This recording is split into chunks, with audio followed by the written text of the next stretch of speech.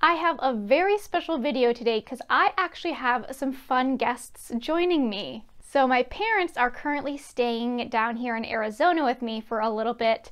They're escaping some of that super cold Midwest polar vortex weather, and so I decided to try and rope them into a video. What I thought would be fun was to ask both of my parents to each choose their 5 favorite Disney pins from my whole Disney pin collection. I thought that this would be kind of fun to do because my parents obviously don't really know much about pins, so I thought it would be interesting to see what kind of pins they pick as their favorites.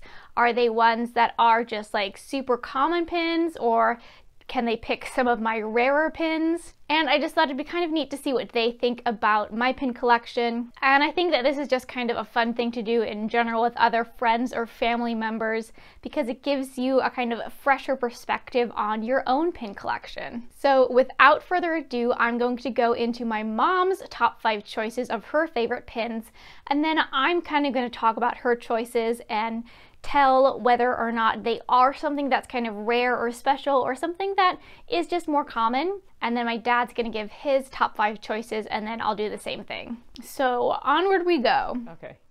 Hi everybody, I'm Maria and I am Emily's mom. I'm so excited to be here on her YouTube channel. I guess my task has been to, out of her, how many pins do you have, Miss Emily? At least 600. Okay, to pick my 5 favorites. So I have done that. I'll show them to you and I'll describe them. And I'd also like to point out Emily's latest new ears that she created, the mini donut ears. Okay, so wanted to get that little plug in first. Okay, so the first pin here is this, and what are they called at the parks? The hidden Mickeys, okay. This was a cactus at Radiator Springs, and I picked this as one of my favorites because Emily designed it, and it was the first pin that she had created and sold. So that was my number 1 favorite pin. And number 2, I really liked this one because it made me smile. So this is one of my favorites because it made me smile. It says Sam Andreas Shakes, delicious to a fault. And since Emily is a geologist, I had to pick this one as one of my favorites. I picked this one. It says Disney Donut Shop because it looks just like Emily's latest pair of ears, which I love. And next we have, this is from her Zootopia collection. One Halloween, Emily was, what's the character's name again? Judy Hopps. Judy Hopps from Zootopia. I just liked this carrot. A lot of the pins all have the same kind of shape. This one stood out because it's a carrot. And is that Judy that's on here? Yes. Okay, so that was my other favorite pin. And last, right, the 5th one. Fine. This is a bell tassel pin. And this one stood out for me because I really liked the little tassels. I know that she has a couple of other pins that have tassels. But the other reason I picked it out, it's got bell on it. Emily's dad has directed theater for almost 40 years. He was a high school theater director for 35 years. He does community theater now that he's retired. And one of the shows that he did, which was a huge success, was Beauty and the Beast. So that one stuck out for me. And so those are my 5 favorite pins from Emily's very impressive Disney pin collection. It was so nice to be with you to tell you this. Okay, bye. My mom first chose one of my cactus mouse pins which is kind of cheating because these aren't actually Disney pins. These are my own fantasy pins, but because it's from my whole Disney pin collection, this is still part of my pin collection, and so it counts. But it was nice to know that she does like my actual pin designs. It's a way to subtly nod to an actual hidden Mickey in the park. I have almost entirely sold out of these pins on my Etsy shop. There is only like 7 more, and once those are gone, that's it. Next up, my mom chose this Sam Andreas Shakes pin, which is part of my geology pin collection. It's kind of hard to find pins that fit into that collection, but this one is super fitting. This is actually a very old pin from Disney's California Adventure. Back when the park opened, it was kind of a kooky California themed place. And so they had a little quick service place called Sam Andreas Shakes, obviously a play on the San Andreas Fault that runs through California. So this one is definitely also one of my favorites in my collection.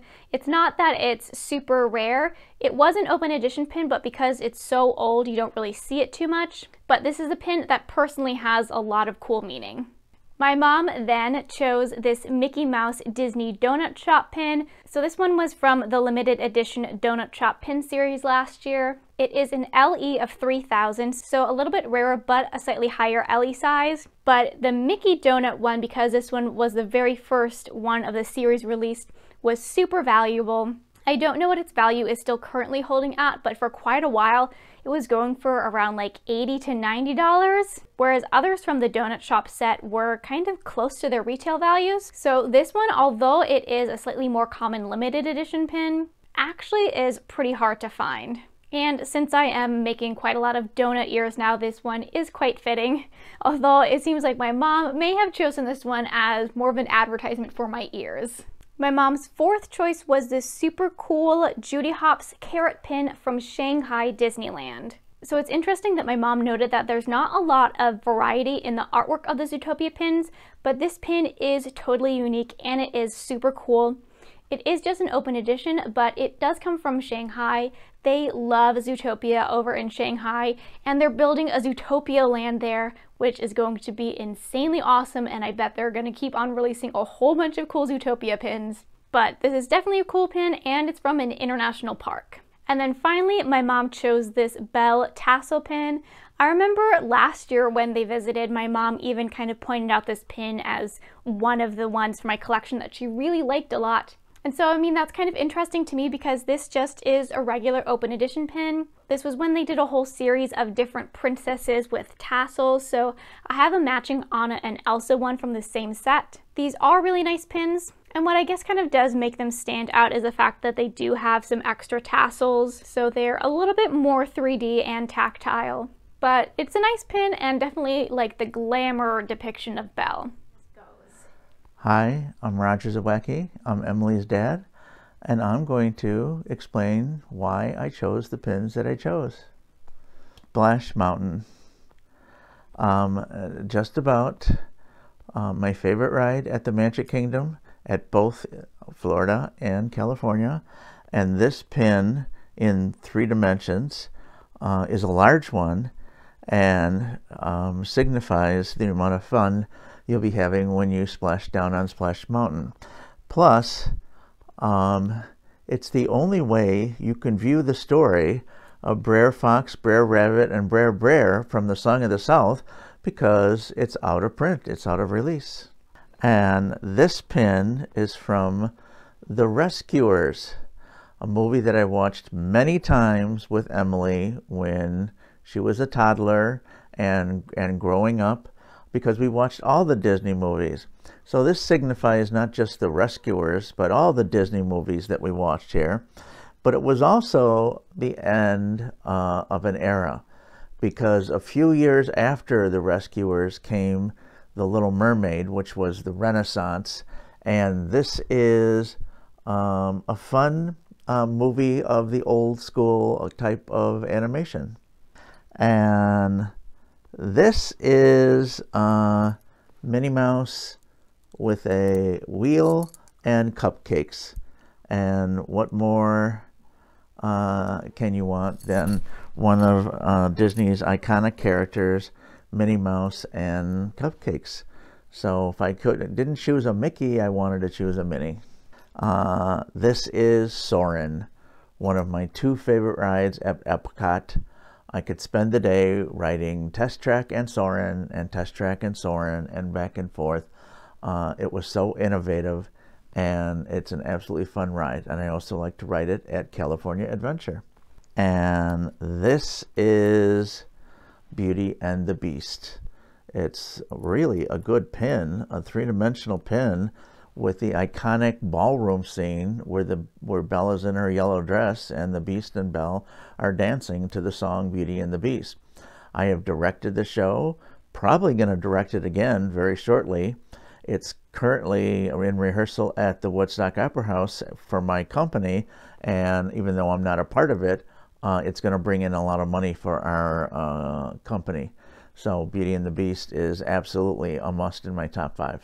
And that's the story of why I chose those pins to be my top 5 pins of Emily's collection. My dad really picked some whoppers for my pin collection. So he first started off with my Splash Mountain e-ticket jumbo pin. This was my first original Holy Grail Disney pin. It is one of my absolute top favorite from my entire collection. I love it because it's huge, it's so detailed, it's like pin on pin on pin. It's got a full slider element there. It came in this really nice presentation box. This is also quite rare and hard to find. It's a limited edition of only 500, and the ones that you do see pop up are really quite expensive. But in terms of splash pins, super nice, super pretty, and a top fave. Next, my dad chose this Rescuers 40th anniversary pin, and he managed to find one of the rarer pins in my collection. This is a Walt Disney Imagineering exclusive, and it's a limited edition of only 200. So this one is a very rare pin. I love WDI pins so much. Nowadays, they're really the top quality of Disney pins you'll see, but they're also really kind of the hardest to get because they are cast member exclusives, and they're released in person on the Imagineering campus in Glendale, California. So even for Disneyland employees, it's kind of a little bit of a hike to get out there. The pins are such low limited edition that oftentimes cast members at Disney World have a hard time getting them unless they're kind of done in a surprise release online. So it's always super special to be able to get a WDI pin, and this one really is a Rescuer's beauty. My dad then chose this Minnie Mouse cupcake pin from this past year's Mickey's Not So Scary Halloween Party. So although this is a Halloween pin, it's very subtle in its kind of Halloweenness. It does have very Halloween-y colors, but it's very tiny text that actually says the party and even tinier text that says the year. So I really like that because it makes it feel more organic in my collection. This pin is a slightly strange LE. It's LE 5450 because it was split. There was box sets and frame sets. But I also really like this pin because it does have that super awesome spinning element, and it's so super cupcakey and sprinkly. So it fits in with everything that I love. My dad then chose this Soarin' attraction pin. This pin is one of my older pins from my original Disney pin collecting from the Disney parks. I got this on our 2006 trip down to Walt Disney World. So on my trips then, I always loved to get a pin for some of my favorite attractions. Those were some of my favorite souvenirs, and Soarin' is always a top ride favorite. So this one is just a nice older open edition pin. And then my dad finally chose this Beauty and the Beast Disney Visa card member pin. Every year, Disney comes out with at least one exclusive pin for their Disney Visa card members, and this was the card member pin from 2017. This one is a super cool pin because it has the iconic scene when they're dancing in the ballroom. It has a nice little slider, so it's like they're actually dancing. And then because this is a Disney Visa pin, it does count, I think, as a limited release pin because they're only available for a limited amount of time. So those were all of my parents' favorite pins from my Disney pin collection. It was really fun to see what they picked and also to hear the reasons why they picked them. A lot of times it was pins that related to some sort of special meaning with them, and then I know my mom kind of chose a lot of things that have a connection with myself, and so that was really cool to see. Hopefully you enjoyed having them here as part of this video. I think they were both naturals on camera, and I know they don't totally understand my Disney pin obsession, and they say that I get too much pin mail. But even though pins are just like metal objects, I love how much they can mean and how special they can be, how they can tie to other things in your life and other special memories at Disney. So I'd love to know your thoughts on what some of their top picks were. But thanks for watching!